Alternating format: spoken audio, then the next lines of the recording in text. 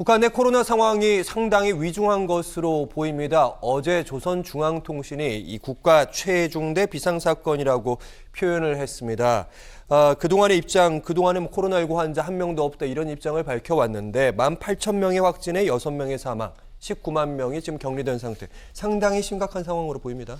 북한이 그동안에 코로나 확진자가 없다라고 그러니까 있다라고 공개적으로 발표한 바가 없습니다. 그러니까 북한을 바라봤을 때는 북한은 코로나가 마치 없는 것처럼 그동안 은연중에 그렇게 알리고 있었는데요. 근데 이번에는 이제 북한이 이제는 청정 국가가 아니다. 코로나 확진자가 있다라는 발표를 공식적으로 처음으로 한 것입니다. 근데 이것을 왜 그랬을까 봤을 때 이제 대내적으로는 아무래도 지금 코로나 확진자가 너무나도 많기 때문에 방역의 고삐를 좀 더 재려고 하는 것이 아닌가 그런 의도가 좀 보여지는 것이고요. 그리고 대외적으로는 우리나라와 또 미국 간의 대통령이 이제 지도부 바뀌지 않았습니까?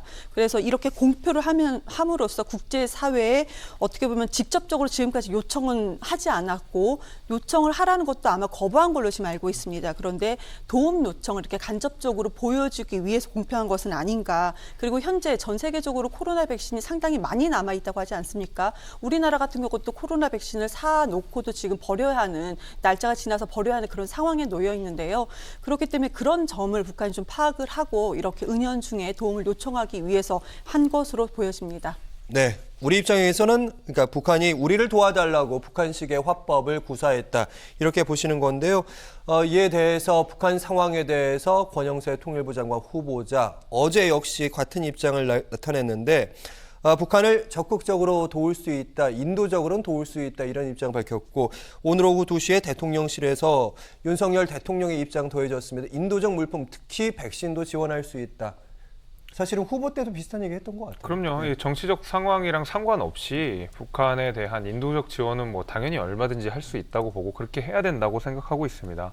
나아가서 백신뿐만이 아니라 권영세 지금 장관 후보자께서는 소독약이라든지 주사기라든지 해열제라든지 사실 이 코로나19가 감염이 되었을 때 필요한 여러 가지 부수적인 의료 약품 내지는 의료 용품까지도 지원하겠다는 의사를 밝혔기 때문에 여기에 대해서는 대통령과 통일부 장관 후보자의 입장이 같은 것이고 마침 이제 대통령 대변인께서 비슷한 이야기를 했습니다. 그래서 발표를 하셔가지고 북측과 협의를 좀 잘해서 인도적 지원을 하겠다라고 약속을 하신 만큼 정치적 상황이 어떻게 되든지 간에 북한에 대한 인도적 지원은 당연히 이루어진다 이렇게 보시면 좋을 것 같습니다.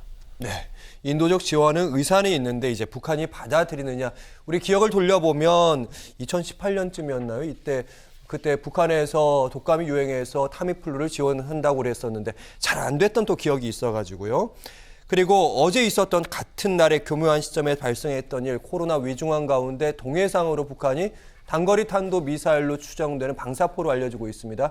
3발을 발사한 것으로 알려지고 있습니다. 어제 저녁 6시 30분 방사포가 뭔가 이런 궁금증을 가진 분들 많습니다.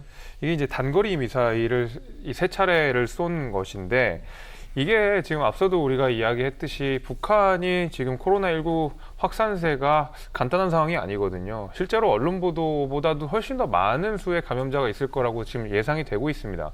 북한 입장에서는 지금 몇만 명, 몇십만 명 이렇게 이야기가 어려운 상황일 것이기 때문에 사실은 그런 의미에서라도 저는 어제 그 미사일 발사를 한 것이 북한 체제 유지에 상당 부분 도움이 되는 방향이기 때문에 아마 그렇다고 생각을 합니다.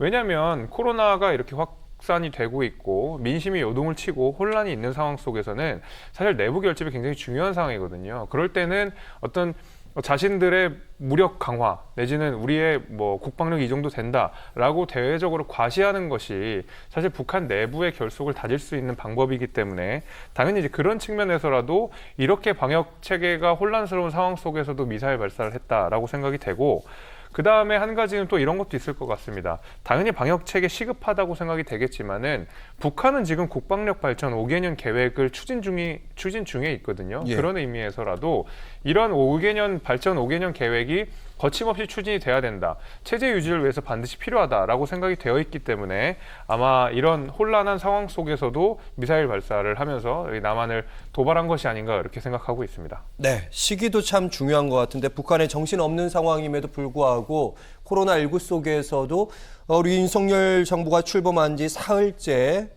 만에 바로 방사포를 발사한 것으로 알려지고 있는데 일단 이런 어려운 상황 속에서도 미사일을 발사했다는 점, 뭐 군사력 증강의 그런 한 일환이기에서 안 쏠 수 없었다 이런 측면도 있겠지만 뭔가 메시지가 있는 것 같아요. 북한의 미사일 발사의 그간의 전력을 좀 우리가 본다면 핵실험이나 ICBM 핵실험 그런 발사를 했을 때 시험 발사를 했을 경우에 좀 이렇게 대형 도발이 있고 난 다음에 그 미국과의 특히 우리나라보다 이제 미국과의 협상에서 유리한 입지를 그동안 약간은 좀 보여왔습니다. 그래서 미국도 그런 다음에 미국의 이제 대화에 나섰던 그런 전력이 역사가 지금 있거든요. 근데 미국에서도 지금 보면은 북한의 이딴 도발에 대해서 좀 강력하게 규탄하는 반면에 언제든지 지금 코로나19 방역에 대해서는 뭐 대화의 의도가 있다라고 또 밝힌 바가 또 있었고요. 그리고 현재 또 지금 백악관에서도 발표를 보면은 백신 지원 같은 것에 대해서도 아직은 고려 대상이 아니지만 좀 신중한 부분이 있다라는 식으로 좀 브리핑을 한 바가 있습니다. 그렇기 때문에 지금 북한은 그런 코로나 백신에 의해서 지금 현재는 상당히 좀 어려운 상황인 것 같기는 합니다. 그런데 이것을 우리가 어렵다라고 얘기를 하는 것보다도 그간의 전력으로 봤을 때 이렇게 핵실험이라든지 미사일 발사 이런 부분으로 다시 한번 좀 조율을 하는 것은 아닐까 저는 그렇게 보여지는 것이고요. 실제로 우리나라에서 이제 문재인 정부 때 당시에서도 북한이 이제 대화의 문이 막힌 적이 좀 있지 않았습니까? 네. 지금 코로나가 2년 정도 지속이 되고 있는데 그때 당시에 방역이나 식수 또는 위생 분야에서 인도적 차원의 분야에서 우리가 한번 지원을 함으로써 문을 열어보는 것은 어떨까? 대화의 문을 열어보는 것은 어떨까라고 좀 접근을 모색한 바가 있습니다. 그런데 지금 다행히도 지금 현재는 이제 윤석열 정부가 아니겠습니까? 예. 윤석열 정부에서도 지금 보면은 북한이 잔여 백신 공여 대상은 현재까지는 아니라는 것을 명확하게 했습니다. 그렇지만 그러면서도 현재 검토하고 있지 않으나 추후 검토 가능성은 열어놨다고 지금 나와 있거든요. 그래서 이런 부분에 대해서 북한이 아마 조율을 하는 것은 아닌가 저는 생각이 드는 거고 마지막으로는 북한이 미사일 발사를 저는 개인적으로 봤을 때 이제 전문가들의 의견도 제가 오늘 하루 종일 좀 봤었는데요. 더 추가적으로는 도발은 하지 않을 것으로 예상을 합니다. 왜 그러냐면은 북한이 지금 현재는 미사일 한번 발사를 했습니다. 그런데 더 추가적으로 더 많은 도발을 했을 경우에는 아마 여론이 전 세계적으로 국제적인 여론이 상당히 안 좋아질 거라고 예상을 할 것 같습니다. 전문가들도 물론 그런 비슷한 의견을 좀 내놓은 바가 있기 때문에 그래서 도발 행위는 더 이상 하지 않고 우선은 대화의 물꼬를 한번 터본다. 그렇지만 미국과의 대화가 뭐 전혀 이루어지지 않을 경우에 또 어떻게 될지는 좀 지켜봐야 될 것 같습니다. 네. 이달 20일부터 이제 미국 대통령이 방한하기 때문에 또 DMZ 주변도 왔다 갔다 해보겠다 이런 발언까지 나온 상황에서 북한의 대응 여러 가지 모습을 보이고 있습니다. 이런 가운데 주목되는 발언 좀 살펴보죠. 권영세 통일부 장관 후보자가 청문회에서 태영호 국민의힘 의원의 질문에 이런 답변을 했습니다. 그러니까 태영호 의원은 윤석열 대통령이 혹시 문재인 전 대통령을 대북 특사로 검토할 수 있겠느냐라고 묻자 여기에 대해서 통일부 장관 후보자 경험 있는 분들이 나라를 위해서 봉사하는 것이 중요하다. 남북관계 역할을 할 수 있다면 적극 검토해야 하지 않겠나. 물론 지금 이제 제재 시간이라는 단서를 달긴 했습니다만은 문재인 전 대통령에 대해서도 윤석열 정부의 대북 특사로 검토 가능하다. 이 발언 어떻게 들으셨어요?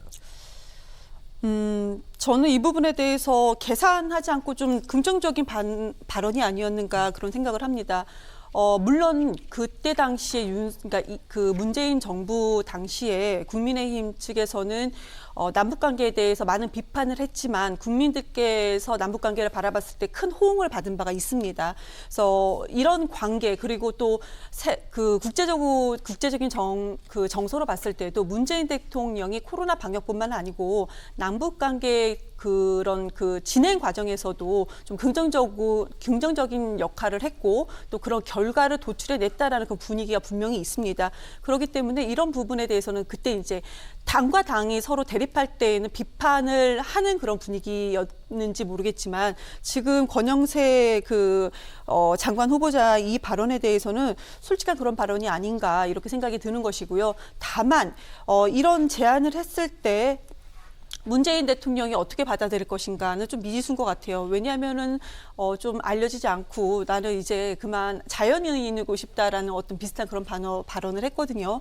그렇기 때문에 그런 부분에 대해서 미지수지만 다행이다. 그래도 장관 후보자가 이런 발언을 한 부분에 대해서 저는 긍정적으로 생각을 하고 있습니다. 네, 사실은 뭐 특사가 검토되려면 아마 코로나19에 대한 방역에 관한 협력부터 해결이 돼야 될 것 같은데 어찌 보면 좀 앞서서 하는 그런 추론일 수도 있겠는데요. 일단 같은 당 출신의 그러니까 윤석열 대통령 입장에서 문재인 전 대통령 같은 당 출신이 아니고 서로 바라보는 지점이 다르기 때문에 특사라는 것은 사실 가장 신뢰하는 사람을 보내는 거 맞지 않습니까? 주로 그렇죠. 그리고 이제 예를 들면 북한 통이다, 정책 통이다 이런 분들을 주로 보내게 되는데 문재인 전 대통령 같은 경우에는 특히 이제 대북 관계에 있어서는 상징성이 있는 분이고 과거에 2018년도에 이 금정은과 만났던 것 때문에 많은 국민들이 거기서 또 감동을 얻었던 포인트가 있기 때문에 아무래도 좀 이런 식으로 권영수 후보자가 긍정적으로 검토를 했다라고 저는 생각이 됩니다. 근데 사실은 이게 뭐 검토가 되고 실제로 그것이 이루어져서 뭐 예를 들면 남북 관계가 좀 더 좋아진다, 북한의 비핵화가 한 발 더 나아간다라고 한다 그러면 저는 굉장히 긍정적인 방향이라고 생각합니다. 우리 전직 대통령의 모습들이 항상 좋지 않았거든요. 그런 의미에서라도 문재인 전 대통령께서 이런 좀 적극적인 모습들을 보여준다 그러면 긍정적으로 평가할 수가 분명히 있을 텐데 문제는 문재인 대통령과 윤석열 대통령 간의 이 대북 정책의 기조 자체가 완전히 다르다는 것입니다. 사실은 윤석열 대통령은 강경 대응을 계속 시사를 하셨고 실제로 그 기조로 나아가는 방향이라고 저는 보이고 있습니다. 특히 이제 우리가 한미 동맹을 훨씬 더 강화하는 방식으로 내지는 북중러에 대해서 한 궤로서 이해하면서 우리가 보다 조금 강경한 태도를 보여주겠다라고 하는 것이 윤석열 정부의 외교적 기조인데 문재인 대통령은 좀 그런 기조는 아니었거든요. 그래서 심지어는 저희 국민의힘에서는 문재인 대통령 그 대북 정책과 관련돼서 지나치게 굴종적이다라는 비판도 굉장히 많이 했었거든요.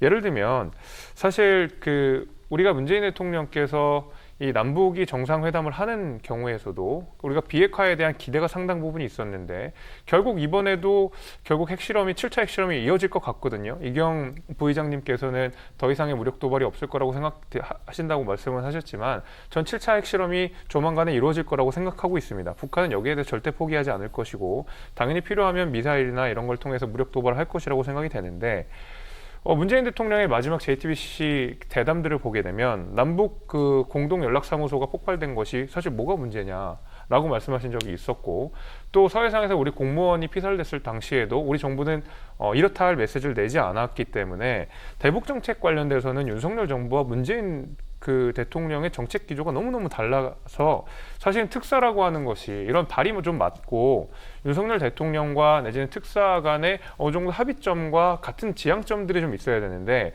이것이 너무 다르다 보니까 굉장히 긍정적인 검토고 저는 전직 대통령으로서 바람직한 행보라고 생각이 되지만 너무 기조가 다르다 보니까 아무래도 좀 어렵지 않을까라고 하는 것이 제 개인적인 생각입니다. 네.